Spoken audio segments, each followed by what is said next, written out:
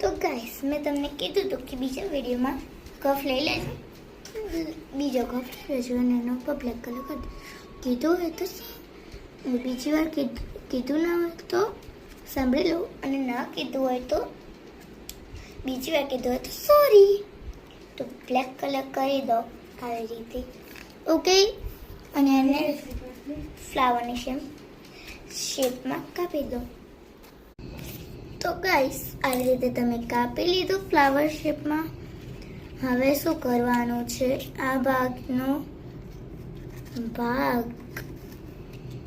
ભાગે આવી રીતે ચિપકાવવાનો છે. ચલો ફટાફટ ચિપકાવી દો તમે પણ, એટલે હું પણ ચિપકાવું. તો ગાઈસ આ મારી ટ્રોલી બનીને રેડી થઈ ગઈ છે. અંદર પણ સ્પેસ છે અને ગાઈસ જુઓ આ ટ્રોલી બનાવવામાં જો કેટલો કચરો થયો. આ જો આના અંદર પાણી, આ પીંછી બગડેલી, પછી આ જો ગંદાતો રૂમાલ, આ એક પીંછી તો અહીંયા પર, આ કાતર જો, પછી આ જો ફેવિકોલનું ઢાંકણું, આ જો પછી કલર પેલેટ.